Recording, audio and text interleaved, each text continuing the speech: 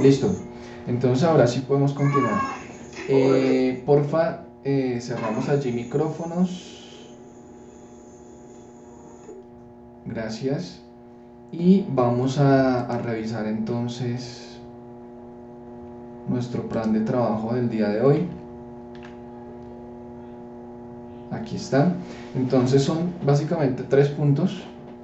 Vamos a hablar inicialmente de su proyecto, allí 2 o 3 cositas puntuales, ¿cierto? Luego hablamos de algo que se llama clase invertida, que yo les dejé allí un pequeño abrebocas en los anuncios hace unos días, pero vamos a ahondar un poco sobre ello.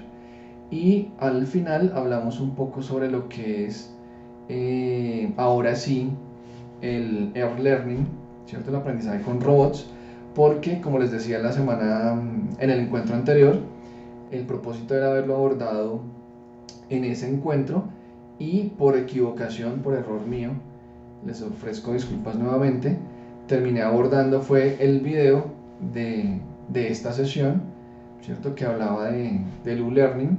Entonces pues trabajamos ese día en Ubiquit Learning, ¿cierto? Pero hoy vamos a trabajar entonces con esta parte de Robot Learning.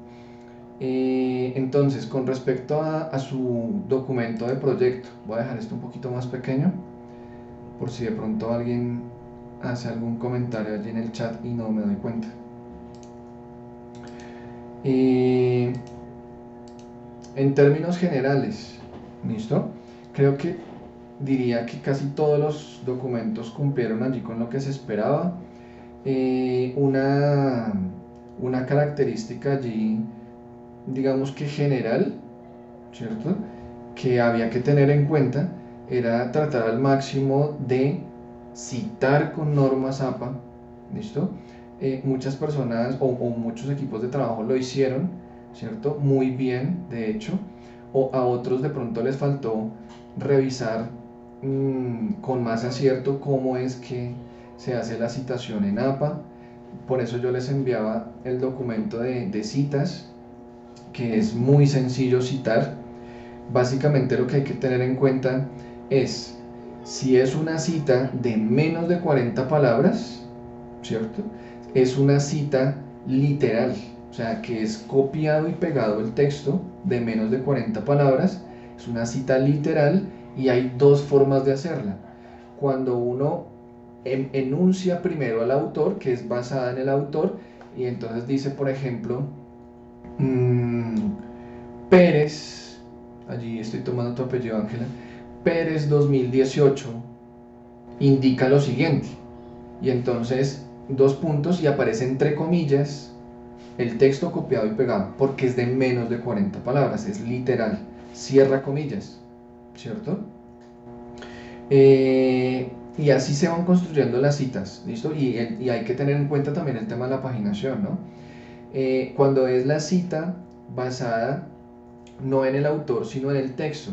Entonces, de acuerdo a la anterior, se indica, ¿cierto? Y abrimos comillas y viene copiado y pegado el texto, se cierran comillas y luego se cita al autor. Obviamente ya se cita de manera un tanto diferente, ¿listo? Porque si se habla de Pérez 2018, ¿cierto? Pero ya no se utiliza exactamente igual que como se hace la cita anterior, ¿cierto? Y además porque hay que revisar la página y todo eso. Cuando son citas mayores a 40 palabras, también hay dos formas de hacerlo.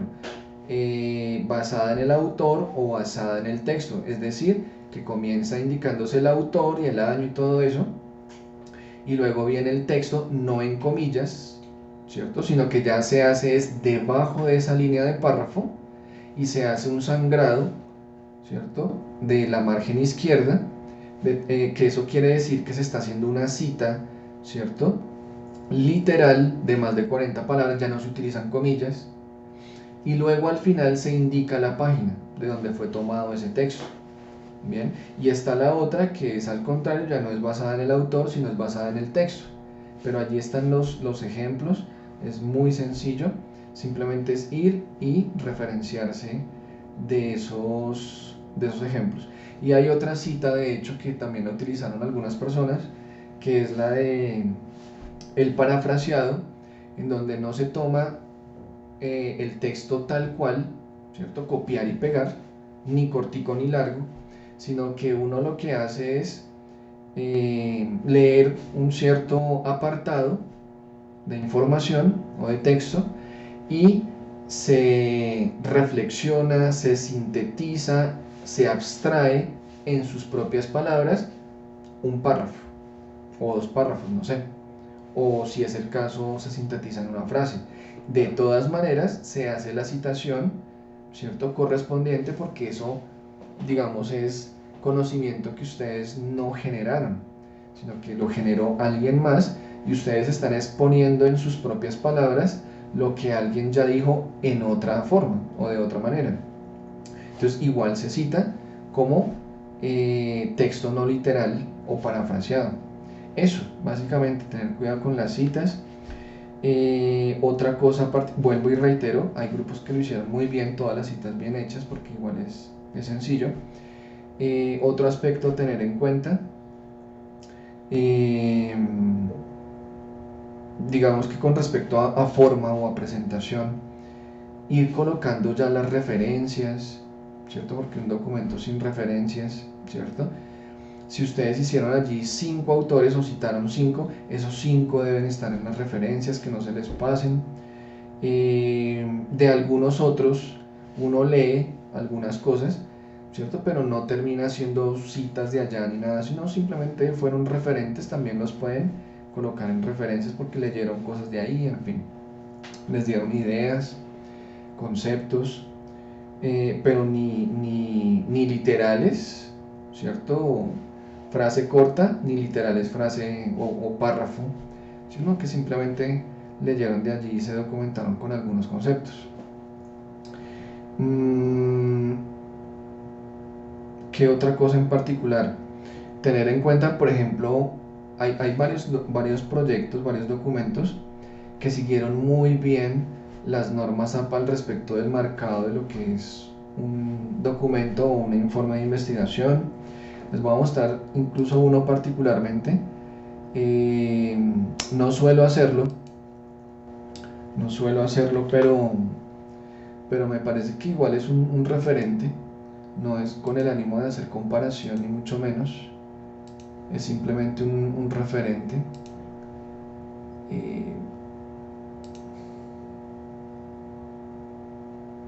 A ver si encuentro dónde está.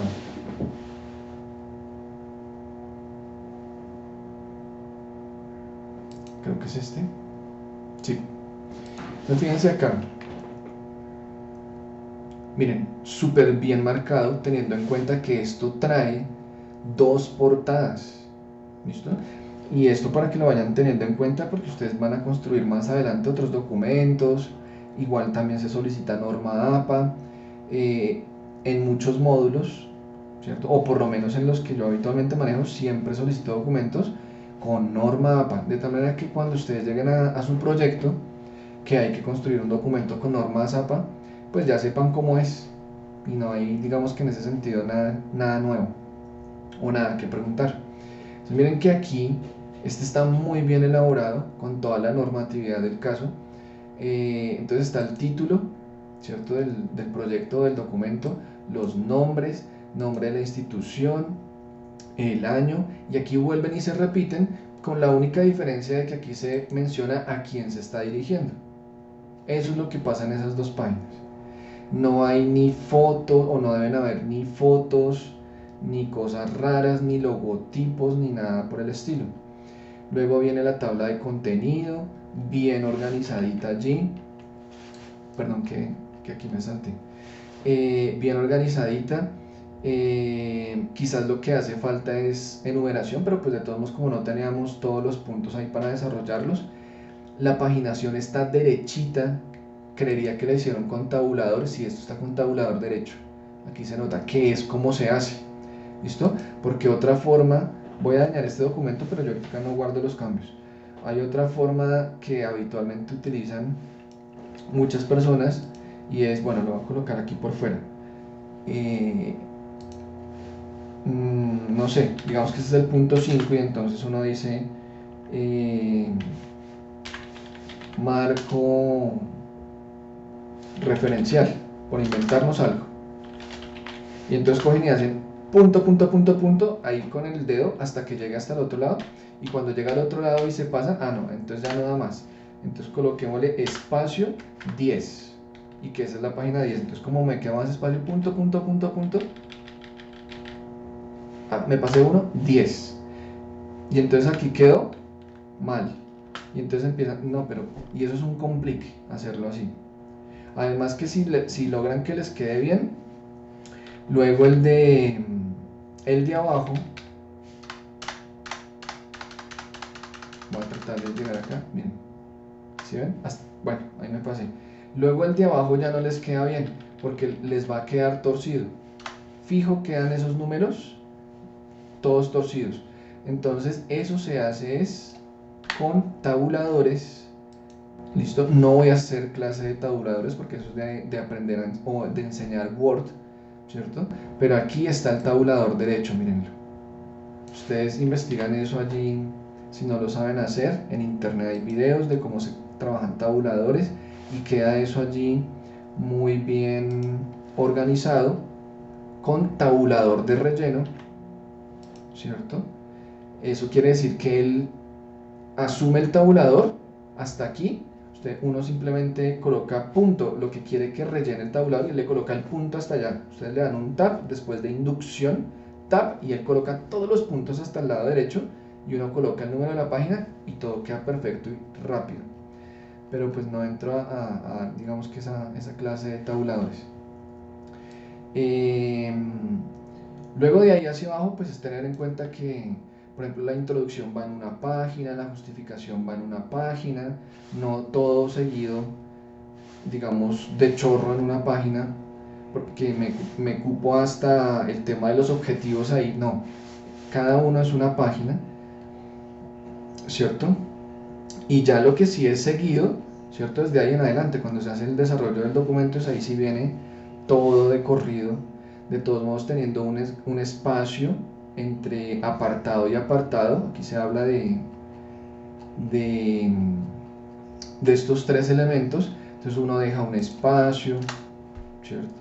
Deja un espacio y así para cada entrada de capítulo o de subcapítulo. Entonces 2, ¿cierto?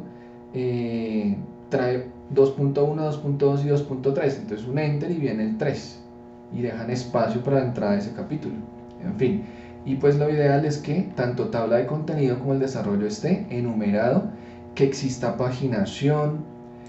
Algunos hicieron esta paginación muy bien trabajado. Lo único es que las dos primeras páginas no se paginan, entonces hay que averiguar cómo hacemos para que al insertar la paginación no se paginen las dos primeras. De hecho, se empieza con números romanos en la tabla de contenido y los otros sí son arábigos, pero por ejemplo acá miren, empieza con 4 y en las otras no está. Es porque saben muy bien cómo se maneja la inserción de página y cuáles páginas no se paginan. Este documento está de norma ZAPA, hasta citas y todo está 100% 1A. ¿Listo? Quería como mostrarles eso, básicamente en referencia a ese tema de norma ZAPA y presentación y todo eso, que es una cuestión de forma, pero pues al fin y al cabo es lo que se solicita en posgrados, que los documentos siempre estén con APA. Bueno, muy bien, pasemos al tema de clase invertida. Entonces, habíamos dejado allí un anuncio, ¿cierto? De lo que es la clase invertida. Por aquí seguramente está, mírenlo, ¿listo? Entonces, cuéntenme un poco de eso, de lo que conocen de clase invertida.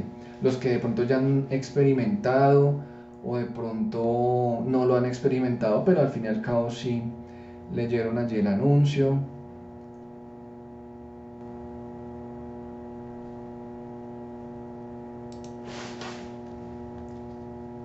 ¿Quién levanta la mano?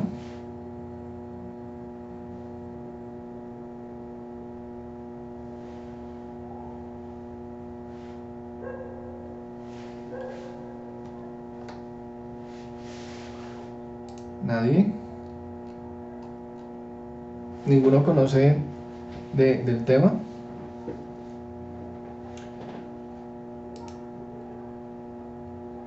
¿Alguien conoce del tema? ¿O nadie? Bueno, allí en el anuncio se hablaba básicamente de, o se exponía, ¿cierto? Un link en donde se explica qué es como tal la clase invertida y luego se veía un ejemplo. ¿Listo? Puede que lo hayan visto algunos, puede que no lo hayan visto todos, no sé. Vamos a verlo allí.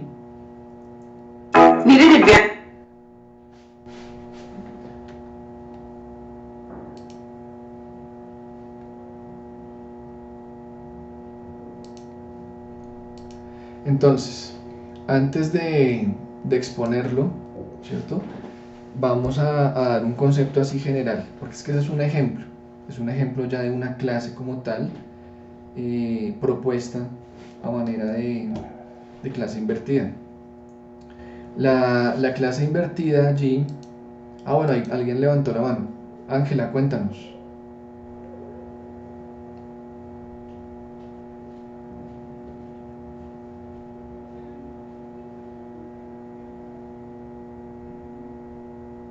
No te escuchamos, Ángela.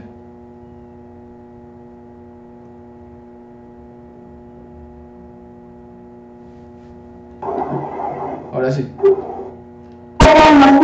Sí, sí, sí. Bueno, lo que yo sé de clase invertida es que se lleva el contenido, o sea, se les da el contenido a los estudiantes para que ellos lo visualicen en casa y en clases se hace más que todo es una práctica para solucionar los problemas, hacer una resolución de problemas y hacer como una asimilación de conceptos en clase y no lo que se hacía antes, que se daban como los conceptos y que con la tarea pues ellos hacían esa asimilación de conceptos. Perfecto, Ángela. ¿Listo? Ese es el concepto en términos generales, ¿cierto? Lo que se procura es que se pueda aprovechar mucho más el tiempo sincrónico o presencial con el docente, ¿cierto? Porque habitualmente esa es la sensación que queda, ¿cierto?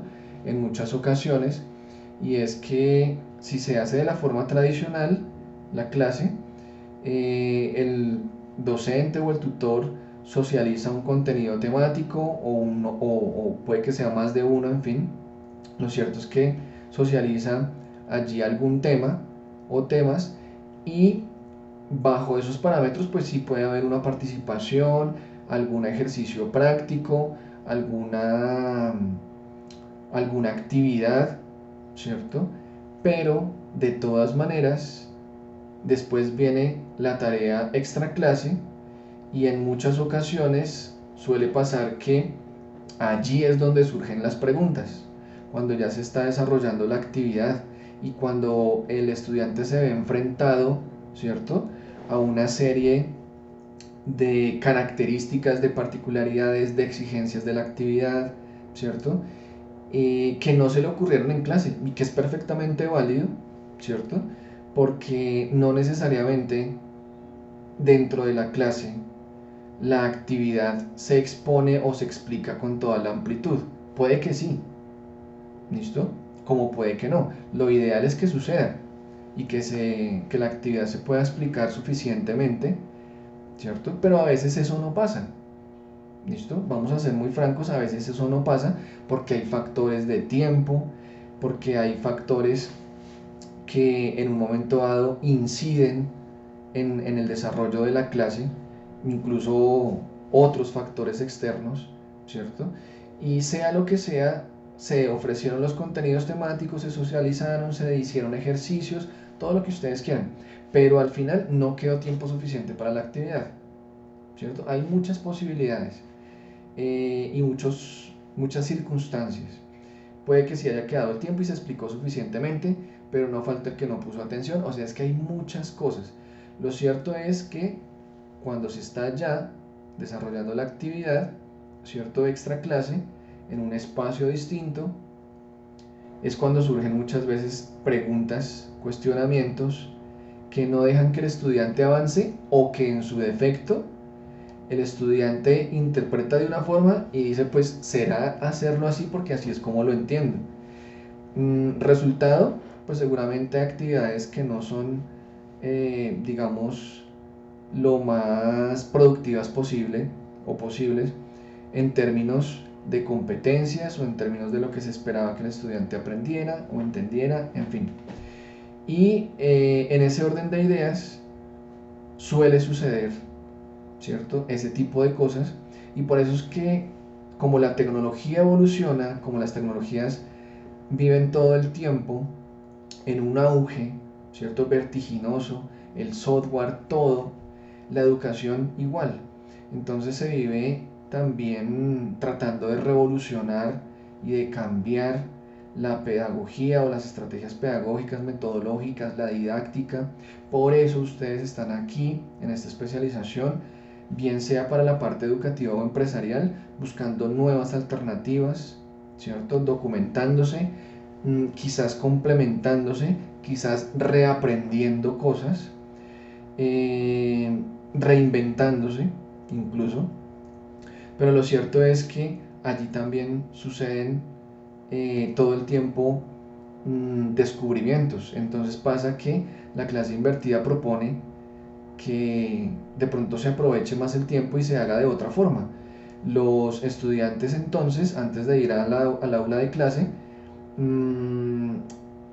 abordan un cierto contenido o unos contenidos, unos ciertos conocimientos, los exploran. Los recursos pueden ser variados, puede ser un documento PDF acompañado de un video o de un sitio web o de todos ellos al mismo tiempo.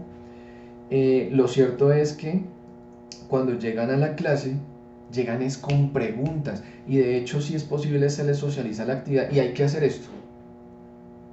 Entonces, claro, a la clase, no necesariamente con la actividad desarrollada, en muchos momentos se desarrolla la actividad dentro de la clase. ¿Listo? Y entonces llegan a la sesión y lo que hacen es coger al docente y preguntarle una cantidad de cosas, o que no entendieron o que interpretaron de otra forma, y se sale, digamos que de los parámetros habituales, esa pedagogía, esa estrategia, esa metodología, y seguramente se aprovecha más al docente, se le aprovecha más en todo su conocimiento y experiencia. Se hace más enriquecedora la clase y el proceso, tanto para estudiantes como para docentes, porque de todo proceso allí académico igual se aprende. Y en ese orden de ideas, ahí sí desarrollan la actividad o actividades, seguramente con menos errores, seguramente con mayor precisión y certeza de lo que se está haciendo y de lo que se espera como resultado, en fin, es bien interesante. Sin embargo, digamos que todo proceso nuevo implica restricciones, obstáculos de parte de quienes no entienden la nueva propuesta. Entonces, por ejemplo, ya han habido muchas discusiones, muchas oposiciones de parte de padres de familia, cuando se ha intentado hacer clase invertida con niños, ¿cierto?, o con adolescentes. No, es que lo que pasa es que no, tan chévere, ahora entonces el profesor no hace nada, sino que simplemente el estudiante es el que se autoenseña, y él allí, chévere, le pagan es por nada. ¿Ustedes qué piensan de eso?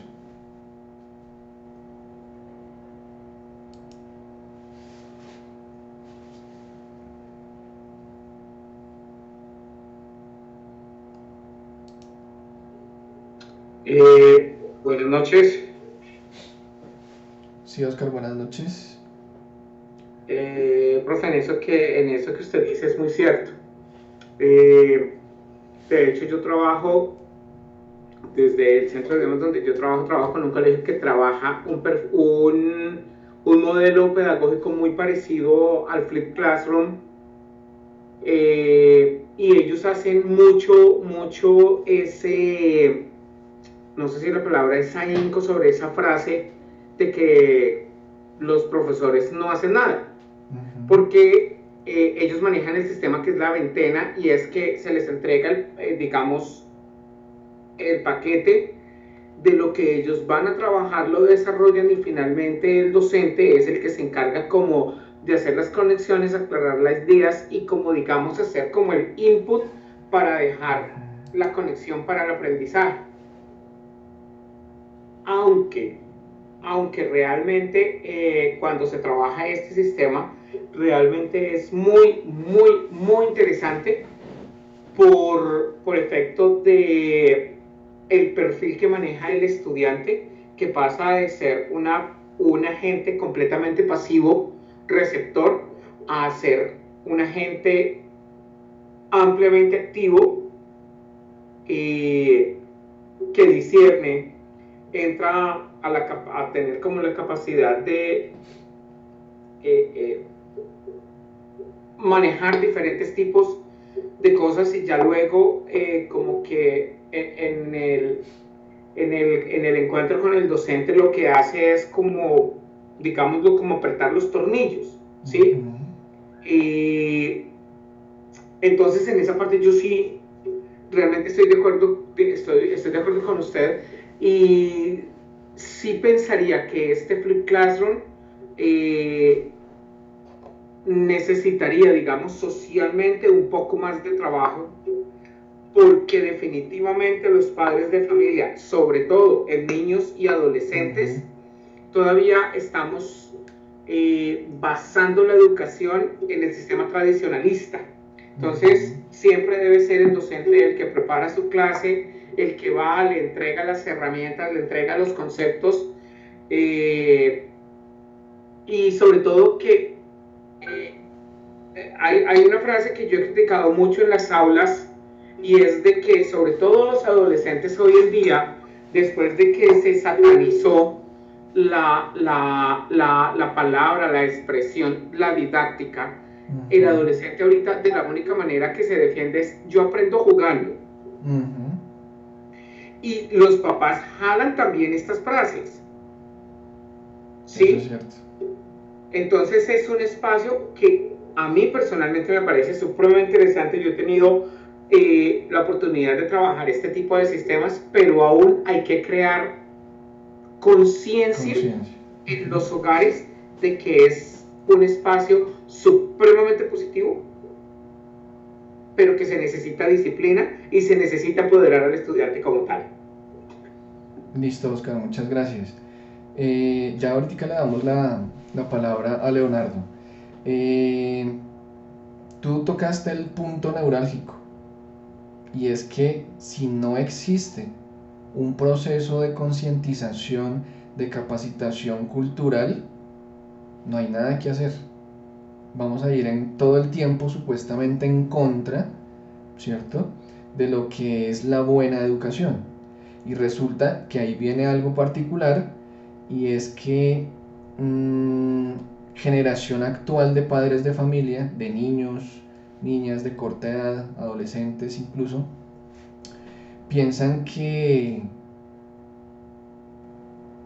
la innovación o el desarrollo en la educación es la parte tecnológica. Hoy trajeron computadores nuevos, o trajeron o implementaron esto otro, un tablero digital, lo que sea. Eso sí es avance. Pero y desde lo pedagógico y desde lo didáctico, desde ahí ellos no tienen ni la más remota idea. ¿Listo? No digamos que podemos generalizar, porque nunca se debe generalizar en relación a ningún tema, a ningún concepto, a ninguna posición, en fin. Pero sí hay una gran cantidad allí de personas dentro de la sociedad que piensan que lo innovador es la tecnología, pero ¿y dónde queda la parte pedagógica? ¿Dónde queda la parte didáctica, las estrategias metodológicas, que es donde realmente el docente es el que sabe? Y el sector de la educación, no,— padres, abuelos, en fin, con todo el respeto y el amor que ellos se merecen, ¿no? Bueno, escuchemos a Leonardo.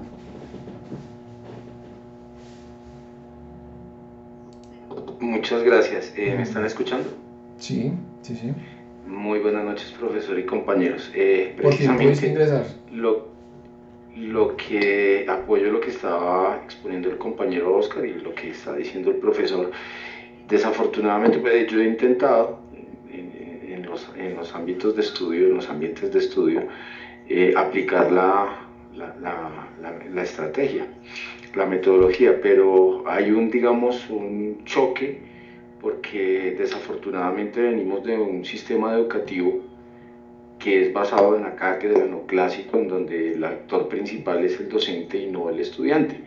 Entonces existe una gran confusión y una gran problemática en el momento de aplicar la metodología porque el muchacho no entiende y no está acostumbrado a estar investigando, es decir, esa motivación que debe generarse frente a la propuesta no es muy evidente.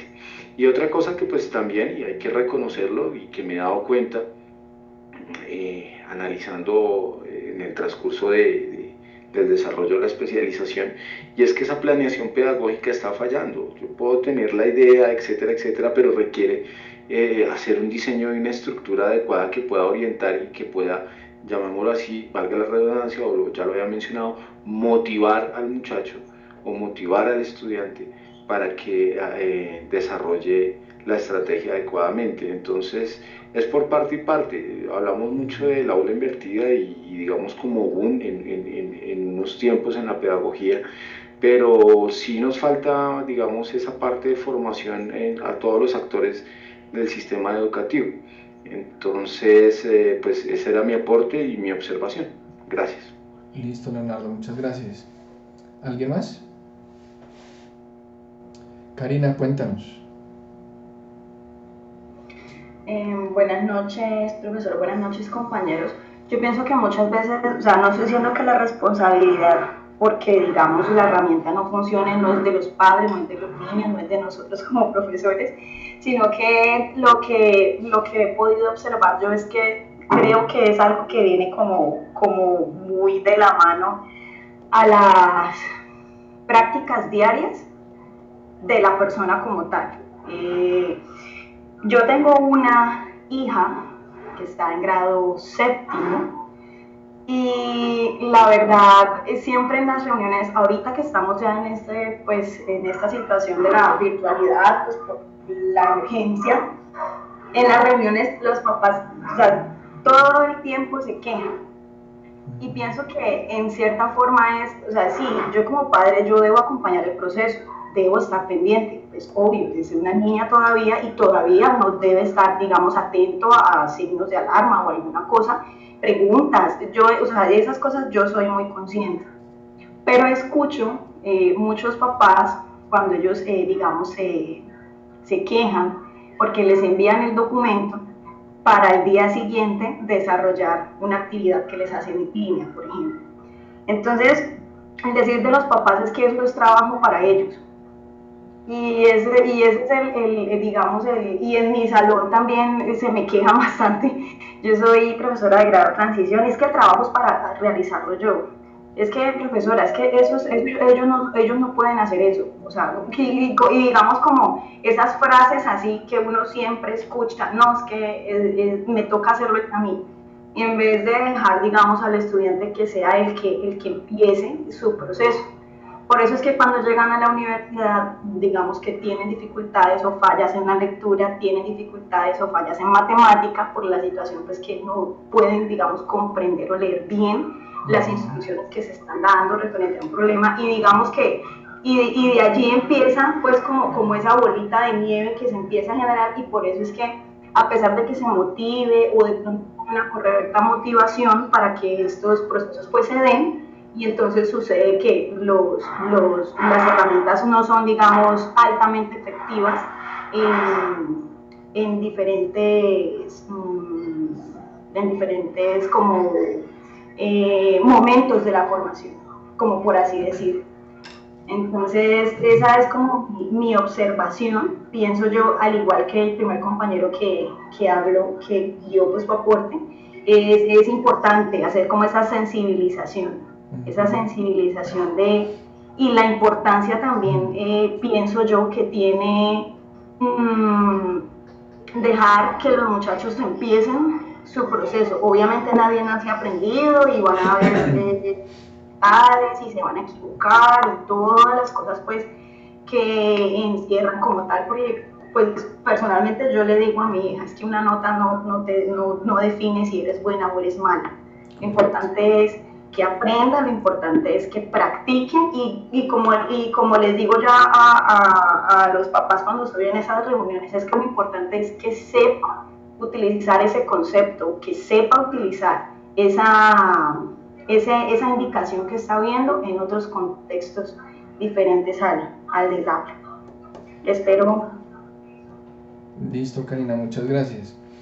Fíjense que allí seguramente hay otro punto en común, ¿cierto? Y es la sensibilización, lo que ya se indicaba hace un momento, que no necesariamente es solamente para padres de familia. Por supuesto, también es un proceso de sensibilización con los estudiantes, porque ellos tienen que aprender a manejar un modelo como el que nos indicaba el profe hace un momento, que se maneja en la institución donde trabaja. Y es importantísimo que un colegio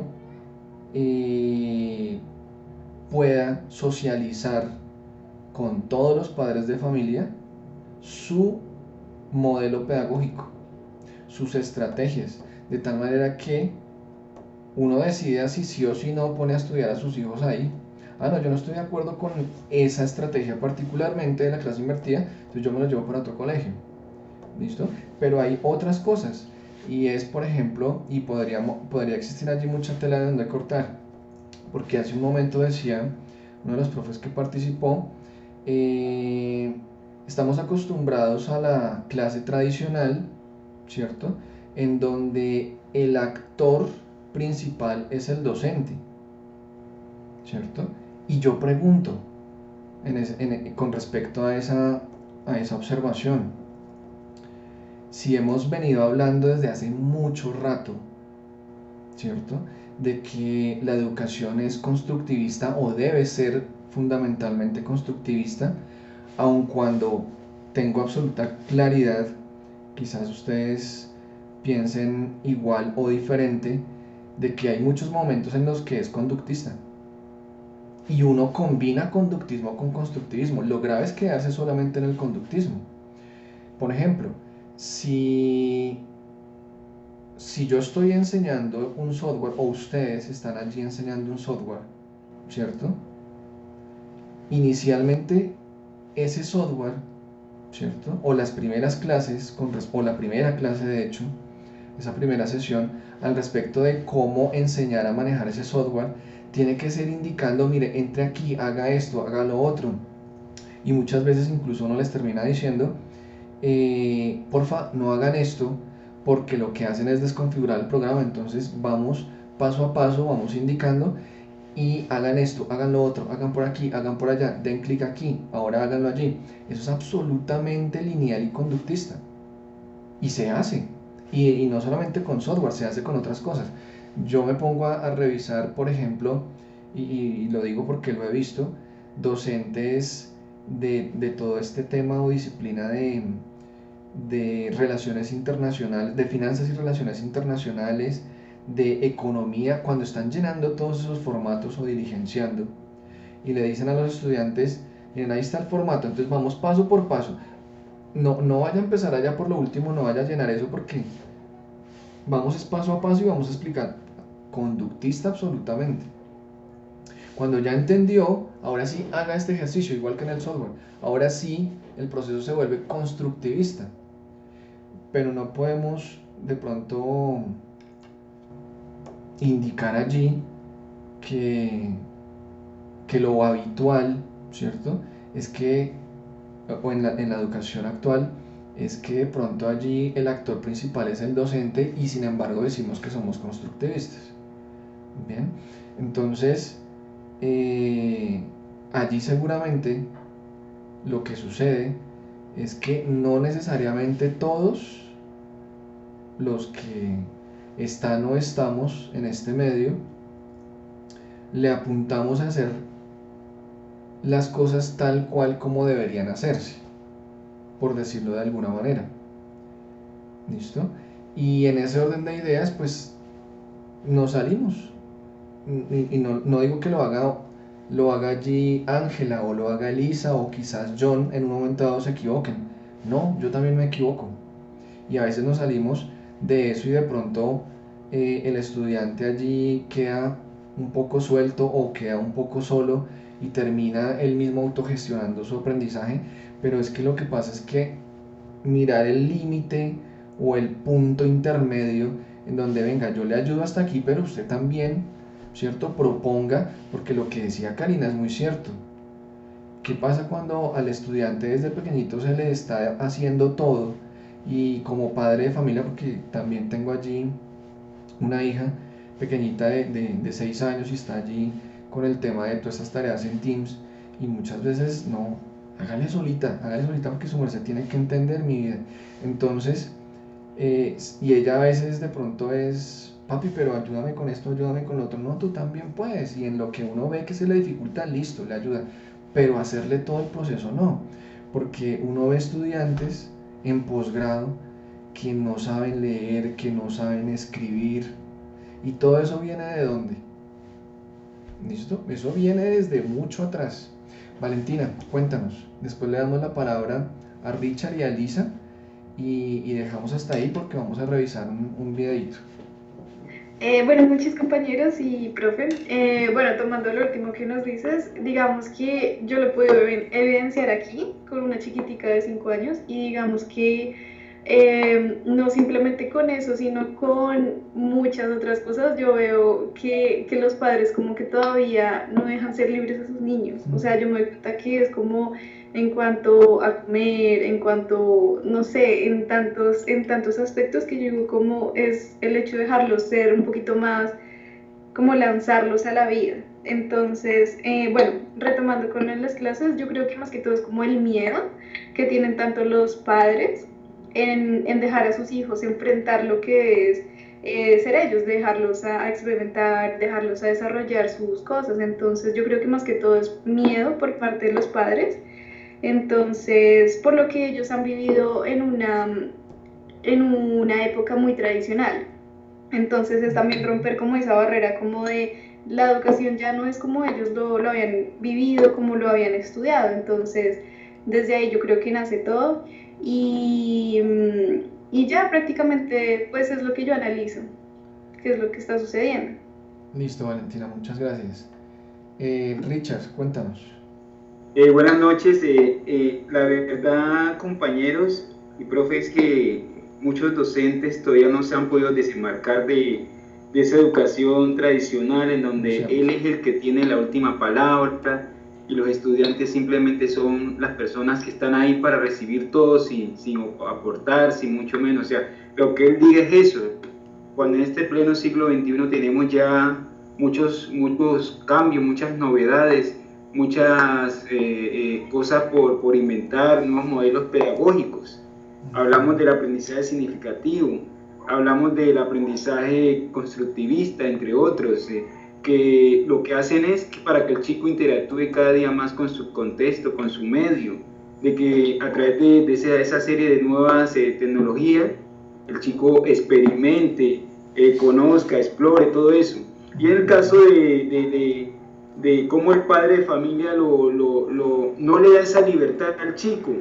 Acá en el caso mío particular he tenido experiencias de padres que hacen las tareas a los muchachos y uno va a evaluarlo en el aula de clase y ellos no saben nada. ¿Por qué? Porque no les han generado esa independencia, sí, claro, defenderse por sí solos, porque no sé, por temor, como decía Valentina y decía Karina, o sea, no les dan confianza y ese es el problema que tenemos.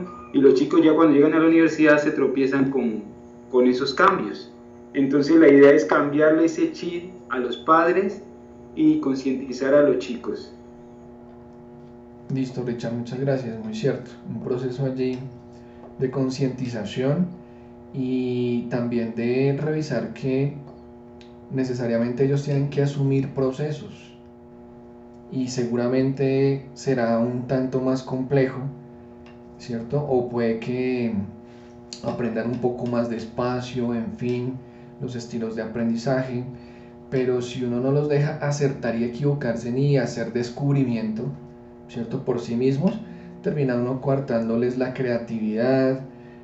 Por ejemplo, que hoy ya en día eso no pasa, pero sí recuerdo que quizás en mi generación y generaciones anteriores pasaba, en donde a uno, y no sé si por eso tengo la profesión que tengo, cuando estaba allí en la infancia, a uno siempre le decían, no, pues usted cómo va a pintar el sol de amarillo, perdón, el sol verde si es amarillo, rojo ¿por qué? Las montañas ¿por qué azules si son cafés?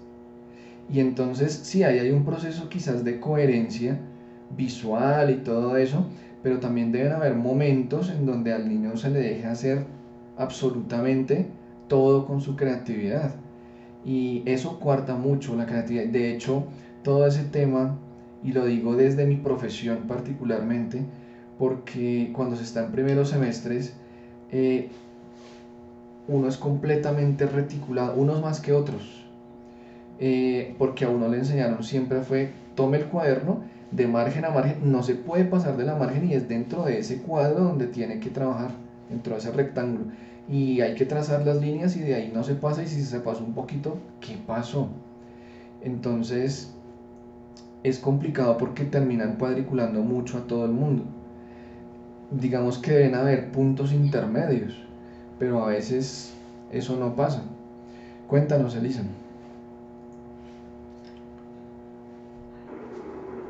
Buenas noches, profesor Buenas noches. y compañeros. Bueno, mi compañera y yo pues precisamente escogimos este tema de la didáctica, de los modelos de la didáctica, y bueno, en relación a lo que se está hablando, ¿verdad? Surgieron muchos modelos como alternativos a ese modelo tradicional. Y hay muchas cosas por hacer que involucren como la participación activa del estudiante y todo, pero así como decían los compañeros, es como un miedo de parte de todos, ¿verdad? De parte de los docentes, de parte de los padres, de los mismos alumnos. Entonces creo que es algo que también pues trunca muchas veces los procesos, ¿verdad? Y ahí en los modelos se decía que, o sea, la mejor manera del estudiante asimilar los conceptos era participando en ellos. O sea, no dejar que todos se lo hicieran, que el profesor viene y le explica la clase, y a veces hay casos que se les dan, por ejemplo, los cuestionarios y ya resueltos. O sea, solamente tiene como que aprendérselo de memoria para llegar al examen. Entonces creo que eso hasta en la misma evaluación interviene.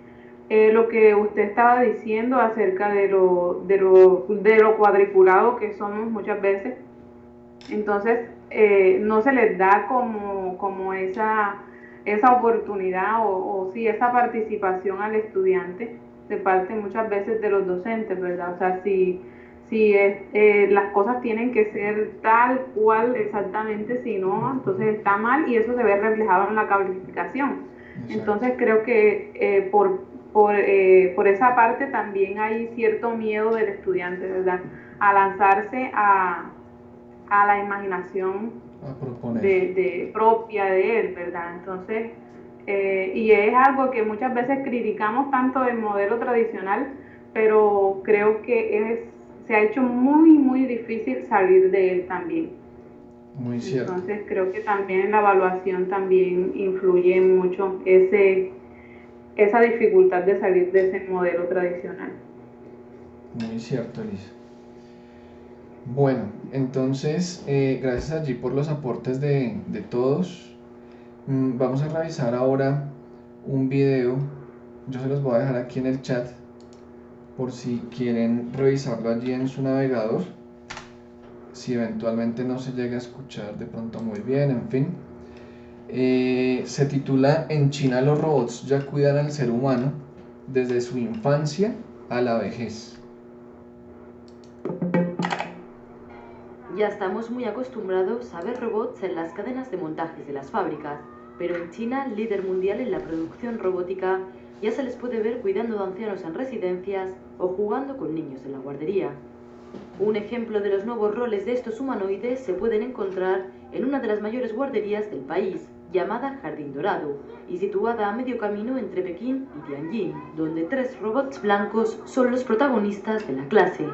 Los niños de 4 y 5 años se acercan a Keiko, que es como se llama el robot cuidador, le cuentan distintas cosas cada uno y él las ordena y une en un cuento al que pone música.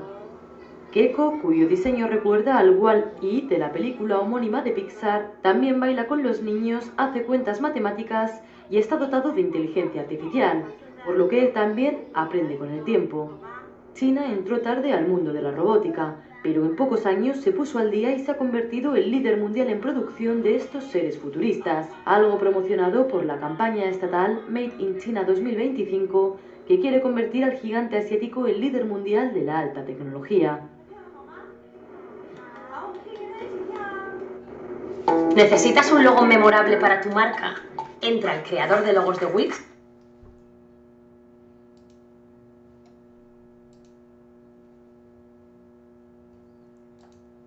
Bueno, y entonces ustedes qué piensan, si dejarían, bueno, a los que tienen hijos, ¿no? O sobrinos o sobrinas, si dejarían ustedes a sus hijos, sobrinos, sobrinas al cuidado de un robot de estos, de un Keiko.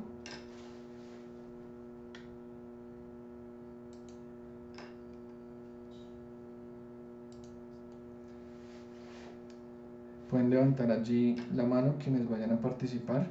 Valentina, que tienes la mano allí levantada.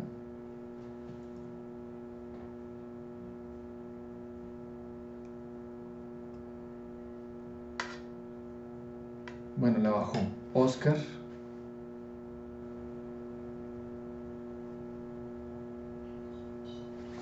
Es el hardware, como eje, que son electros que pones en la cabeza y recogen Espera un señales segundito. cerebrales.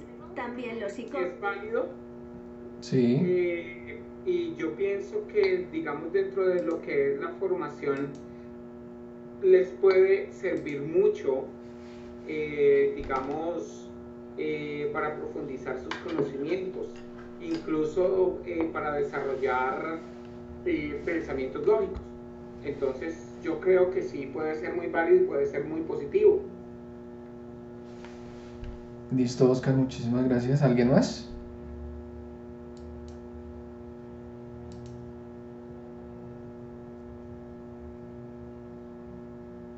¿Nadie más? Bueno, como decía Oscar, creo que todo es finalmente una cuestión de receptibilidad, ¿no? Ahí pueden haber muchas cosas interesantes, muchas cosas positivas. En medio de todo, pues, no están ellos y el robot, están ellos, el robot, y allí quizás una docente o una auxiliar, y pueden haber cosas bastante interesantes. Y es que la tecnología, en definitiva, hoy por hoy, avanza a pasos agigantados, y la educación también. Y si el tema es que no nos adaptamos, ¿cierto? Pues complicado, porque nos vamos a quedar cada vez más atrasados. Cuando hablo de adaptarnos, ¿cierto? Es adaptarnos todos, no solamente, digamos, que quienes estamos en la parte docente, sino también ese proceso de adaptación de toda la sociedad. Toda la sociedad. Tiene que existir algún manejo o política, ¿cierto?, educativa, en donde se esté realmente a la vanguardia de lo que se está haciendo en otras partes. Y fíjense que hoy, por ejemplo, en particular, les comparto esa experiencia. Estaba escribiendo por allí algo y de pronto no escuchaba nada, y me fui a ver qué estaba haciendo mi niña, que tiene, como les digo, 5 añitos y medio, está en transición. Y claro, la vi ahí en el portátil y estaba ahí. Yo creí que estaba jugando. Dije, no, cielo, ya apaga el computador, que mira que tuviste clases toda la mañana, 6 horas de clase y todavía ahí. No, Entonces él me dijo, no papi, lo que pasa es que estoy programando. Y yo, ¿cómo así que programando? Y me puse a mirar bien. Y entonces me dijo, sí, es que estoy programando con Scratch. Esa fue la clase de tecnología del día de hoy. Con 5 años y medio y ya están aprendiendo bases de programación. Y que conozco Scratch y es un programa bien interesante para comenzar, para tener bases iniciales con chicos, con adolescentes incluso, para que adquieran bases fundamentales o básicas de programación. Pero yo lo había visto y de hecho lo pude constatar con un profe que estuvo en la especialización el año pasado y me decía que les estaba dando Scratch a chicos de segundo y tercero de primaria para que aprendieran a hacer cositas de programación y modelar allí muñequitos y todo eso. Y hoy lo vine a experimentar con mi hija. Y entonces me parece que es genial que existan docentes que vayan en pro de eso y modelos educativos y colegios y todo eso. El tema es qué pasa si de este lado, del lado papá, mamá, familiares, en fin, tíos, tías, no hay apoyo, no hay conocimiento, no hay documentación sobre el tema. ¿Listo? Bueno, vamos, Oscar, ¿vas a decir algo más? ¿O fue que no bajaste allí la mano? Está pendiente también Karina, Valentina y Aura. Karina. Sí, profe, eso es lo que le iba a decir. O sea, digamos que en primera infancia se utiliza mucho el juego de roles, y bueno, todas estas rincones, dependiendo pues de la herramienta y de lo que se quiera, digamos, trabajar con los muchachos. Pero sí, pues digamos en un futuro cercano ya nosotros también tendríamos que tener, en el caso pues de trabajar rincones, sería el rincón de la tecnología también, donde los muchachos puedan arrancar a hacer sus primeros pinitos en todo este tema, tanto en juegos, digamos, por internet educativos, tanto en simulaciones, tanto, o sea, una cantidad pues de cosas que empecé a pensar ahorita. Ya pues digamos en clase como tal, nosotros digamos que en un futuro cercano también nosotros tendríamos que empezar a hacer desde la planeación, desde todo lo que tiene que ver con primera infancia, debe empezar también a migrar hacia ese lado. Aunque digamos que nosotros pues como tal, ahorita pues sí, o sea, se tienen tablets y digamos que sí se comparte ese espacio, pero pues no es mucho, no es muy marcado por decirlo así, no es igual que un rincón de construcción, no es igual que un de literatura, no es igual porque el uso no se hace, digamos, tan repetitivo, tan constante, dependiendo pues de la programación que hayamos organizado para la semana, por ejemplo. Pero con el paso del tiempo nosotros también tendríamos que ir, digamos, incluyendo estas nuevas herramientas en nuestra práctica docente, desde los lineamientos pues curriculares de primera infancia, también haber carta abierta para que esto se realice. Además que habrá que hacer alguna modificación, pero sí es realmente importante. Era solamente eso, profe. Muchas Listo, gracias. Karina. Solamente eso, pero bastante importante. Muchas gracias. Vamos con Valentina. Bueno, profe, pues digamos que yo quería exponer mi reacción al momento de ver el video que tú nos mostraste de los robots. Y digamos que así como yo digo que los padres tienen miedo, yo también quedé en shock cuando vi eso y que tú preguntaste, ¿ustedes harían eso? Yo quedé como, ¿Tú eres wow, mamá? o sea, sentí como ese miedo de, Dios, ¿qué haría yo? ¿Sí o no? ¿O por qué? O sea, entré como en un conflicto, como, ¿será bien? ¿Será no tan bien? Entonces, ¿Eres mamá? no sé, yo creo que hay que saltar como ese miedo y ese chip, como de, no, eso es nuevo, o sea, como de temblar. Entonces, y darle la oportunidad, quizás es como darle la oportunidad y ver cómo evoluciona este tipo de novedades. ¿Tú eres madre, Valentina? No todavía. Entonces, imagínate los que sí son. Si tú temblaste y te dio susto, pero es una cuestión de percepción, es una cuestión de tener mente abierta para muchas cosas. Obviamente no todo el mundo, digamos que tiene o está abierto a esas nuevas posibilidades, ¿cierto? Pero bueno, vamos entonces con Aura.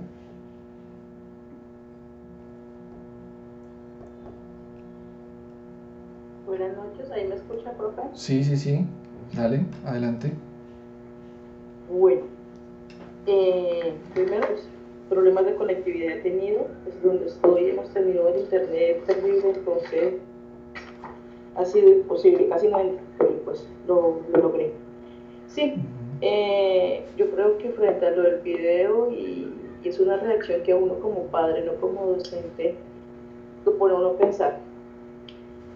Y yo diría que todo eso de robótica, todo lo de manejo de programación, todo eso, yo sí, a ver si me encantaría que a mis hijos se lo implementen. Porque los cambios tecnológicos y las nuevas innovaciones en las que estamos enfrentando nosotros, tenemos esa falencia. Sin embargo, de que nuestros niños jóvenes, y en este caso nosotros como adultos, nos ha quedado algunos complejos, a otros han tenido mucha facilidad en el manejo de estas herramientas. Yo creo que eso es lo que anda buscando el MINTIP, y lo tomo a referencia porque yo he recibido varias capacitaciones del manejo de Scratch, el encoder y del microbit.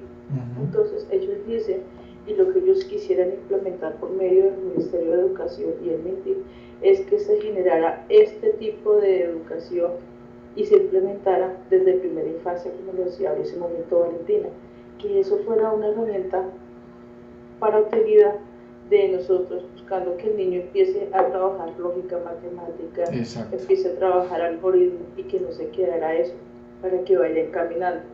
¿Por qué? Desafortunadamente, en todas las carreras que han salido a nivel de todas las universidades, hay una falencia grandísima, y es que siempre está el género masculino. Sí, sinónimo de decir que soy feminista o machista, aclaro. Entonces, ¿qué es el problema?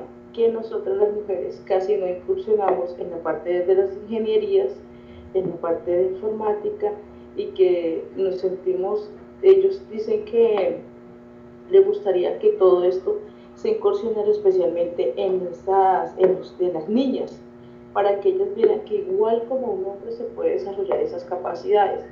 Y me encantó pues al escuchar su historia, pues viendo que su hija de 5 años lo está haciendo. Eso es espectacular. Inclusive lo decían, las tabletas que nos llegan de los computadores tienen esas aplicaciones y esos programas, solo que nos falta es la aplicabilidad en el aula, o cómo empezar a enseñarle a los niños. Esas son herramientas que están, y que igual, yo diría, como con términos coloquiales, es cacharreando como uno puede incursionar en eso, porque pues no tenemos el acceso como tal a que alguien nos esté dando la inducción para poder trabajar, pero sí se puede hacer. Yo digo que las nuevas tecnologías están en la mano de nosotros, solo que tenemos que quitarnos el tabú y el miedo de poderlas aplicar y darle una buena utilidad, porque si es para hacer daños, obviamente que se pueden, pero esto es para mejorar, especialmente pues en mi caso como docente, en mi labor docente, de que no sea una clase tradicional, sino que se pueda llevar otro tipo de aprendizaje, y con un aprendizaje práctico, y que le quede más fácil a ellos trabajar. Por ejemplo, las matemáticas, todos los niños odian matemáticas, todos los niños odian eso, pero cuando hablamos de un computador o que vamos a trabajar en la tablet, todos quieren. Pero entonces no es solamente entrar a buscaminas y matar por matar, sino que busquen la lógica de por qué no le doy esto, o en este caso ir armando bloques. Lo que dice uno, eso simplemente están armando bloques hasta hacer una escalera, pero cómo encaja, para qué sirve un bucle, para qué sirve esto. Entonces, a medida que el niño va haciendo eso, le va despertando un pensamiento matemático y una lógica que lo puede generar muchísimo. Y esto pues es lo que lo que se quiere, porque apenas estamos conociendo. Yo creo que pandemia, que es la palabra que estamos viendo, nos ha generado muchas inquietudes, porque a pesar de que tengamos muchas herramientas, no las estábamos utilizando. Al vernos enfrentados a lo que estamos viviendo, nos tocó decir, agarremos donde podamos, instruyámonos, porque vienen cosas diferentes y que va a generar una innovación entre todos. Esa era mi intervención. Buenas noches para todos. Gracias. Listo, ahora muchas gracias. Efectivamente, cuando tocaba el tema de la programación en niños tan pequeñitos, a mí me llama mucho la atención esa experiencia de hoy de la profe de tecnología, porque se liga mucho con lo que tú acabas de comentar, en razón a que ese tipo de ejercicios desarrollan mucho el pensamiento lógico, matemático. En lo personal, creo que es un concepto muy propio. La matemática y la programación son disciplinas o conocimientos supremamente interesantes, casi que para cualquier disciplina. Sin embargo, sí sucede que hay mucho tabú, y es completamente cierto lo que tú dices. En ingenierías, y lo digo porque también lo he visto, en la Santo Tomás yo trabajo con un posgrado, ¿cierto?, de telecomunicaciones, y allá les oriento tesis 1 y tesis 2, pero entonces ahí prácticamente uno no ve una mujer. Llevo años ahí y llegan grupos de 10, 12, 15 estudiantes, y por grupo 1, 2 mujeres si acaso, en el mejor de los casos. De resto, solamente género masculino.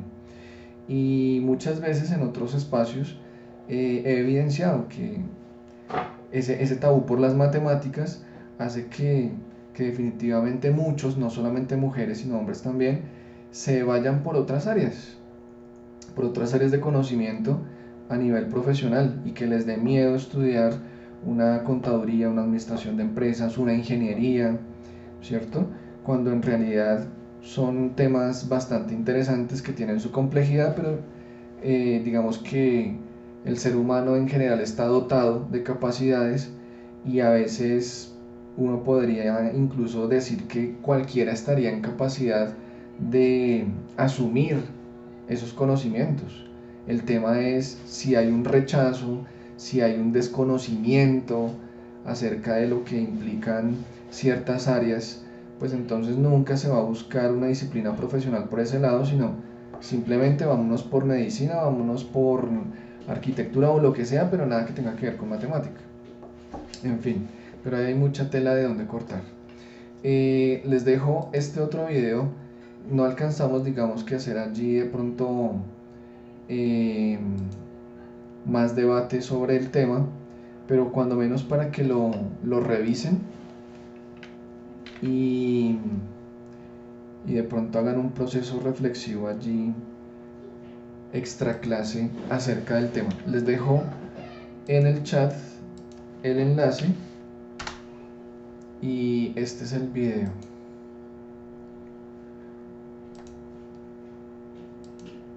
Hola, mi nombre es Pilu Caballero, soy la encargada de Robotrónica, el área educacional de Juguetrónica. Desde nuestro compromiso de acercar las nuevas tecnologías y la robótica a cualquier usuario, hoy estamos aquí para enseñaros una serie de materiales y herramientas muy adecuadas y perfectas para el desarrollo de cualquier tipo de unidad didáctica o educativa.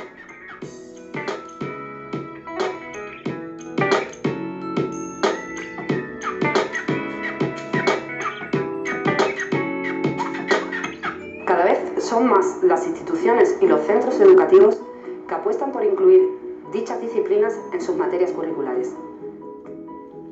Una de las herramientas que recomendamos para enseñar a programar desde los 5 años es Tassando. Su fácil conexión con dispositivos como tablets permite que el niño interactúe rápidamente con ellos, fomentan su curiosidad, se acelera el crecimiento cognitivo y, como no, aprenden a programar mediante un sencillo e intuitivo sistema basado en Scratch. Se llama Loki, el entorno de programación desarrollado por Google.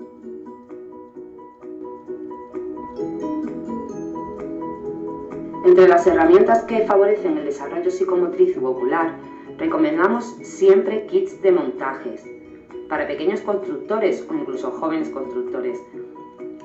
Productos como Fisher Technics, Robotix, Lego We Do o incluso Vex, con el que ya pueden iniciarse en programación, y con el que hemos desarrollado muchísimas actividades en nuestro aula de robótica, permiten conocer de primera mano todo lo necesario para entender el proceso de creación robótica.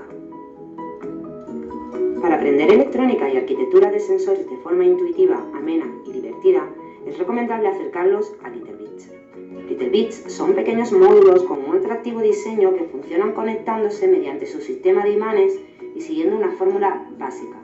Con nuestro LittleBits Workshop Set, cualquier aula estará dotada de lo necesario para establecer pedagogías grupales, una forma de acercar la lógica y la elaboración de circuitos electrónicos bajo una óptica constructiva. LittleBits, además, cuenta con una serie de kits que permitirán acercar el proceso de interacción a todo aquel interesado en conocerlo. Sus módulos CloudBit Kit para aprender sobre el Internet de las Cosas o el Arduino Kit nos permitirán ir un paso más allá y aprender programación sin necesidad de soldar y de una forma divertida y constructiva. Una de las herramientas de mayor innovación pedagógica para la enseñanza de arquitectura de sensores es Esfero, versión educación. Parece bastante simple para los principiantes de cualquier edad, pero es lo suficientemente sofisticado para llegar a ser un programador experimentado. Esfero es un robot perfecto para tener en cualquier aula de tecnología. Se convierte en una herramienta pedagógica en materias tecnológicas tan importantes como la arquitectura de sensores, la electrónica y sobre todo la programación. Cubelite Evo es una herramienta pedagógica perfecta para cualquier clase o espacio educativo. Su sistema operativo es abierto, libre y gratuito, así que se puede montar, ampliar y añadirle nuevas funcionalidades y programas fácilmente, ya que su inteligencia artificial funciona bajo Java y Linux. Si un cubo mejora, todos los demás también pueden hacerlo. También contamos con una serie de kits de construcción de pequeños robots humanoides que permiten luego su programación. Básicos, súper necesarios en cualquier aula de robótica. Por ejemplo, RoboBuilder. Ofrecen un aprendizaje fluido, una programación accesible a principiantes, utilizando, por ejemplo, Motion Builder, Action Builder, pero también pueden suponer un gran reto para los usuarios más avanzados. Alpha One Ace es un robot humanoide diseñado para enseñar a programar mediante su sencillo e intuitivo software 3D, especialmente diseñado para principiantes, pero también para programadores avanzados. Además, puede controlarse desde cualquier dispositivo móvil.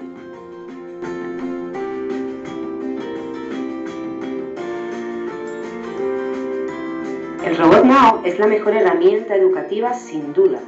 Se adapta a cualquier nivel y está indicado en la participación del proceso de aprendizaje desde los 5 años hasta la universidad. Para los estudiantes, Now motiva mediante sus múltiples sensores y su capacidad de comunicarse e interaccionar con ellos. Se convierte en un nexo entre la teoría y la práctica, puesto que el robot explica la teoría al tiempo que la ejecuta y se muestra a sí mismo como ejemplo práctico. Además, los alumnos programan ellos mismos al robot, a la vez que son testigos de sus resultados. Para los profesores, Now se convierte en un elemento útil dentro del aula, puesto que aumenta el interés. Consigue dinamizar las clases. El robot no solo apoya la explicación de los profesores, sino que es la mejor plataforma de programación para ver los resultados inmediatamente. Además, Now puede impartir por sí mismo. No hay asignatura que se le resista. Especializado en robótica educativa, ¿cómo no? Realmente podemos programarlo para que sea capaz de impartir cualquier unidad didáctica. Una herramienta pedagógica que no debe faltar en cualquier aula de tecnología.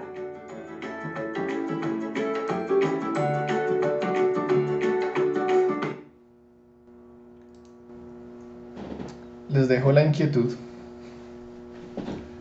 de para dónde vamos y qué se está haciendo en otras partes del mundo y por qué nosotros no. Bueno, a pesar de que les decía que en la Universidad de La Sabana ya se están haciendo algunos adelantos de investigación, ¿no? Con robots para preescolar. Bueno, no siendo más por el día de hoy, muchas gracias por su asistencia, por su tiempo y seguimos en contacto. Buen fin de semana, de paso.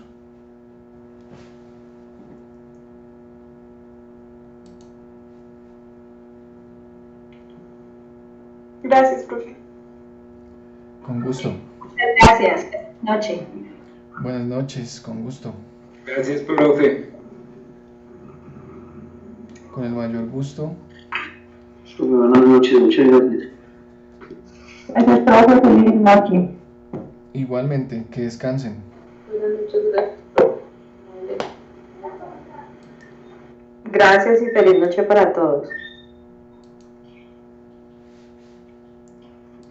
Que descansen nuevamente. Una feliz noche para todos. Dios les bendiga. Muchas gracias. Listo, Oscar, muchas gracias igualmente.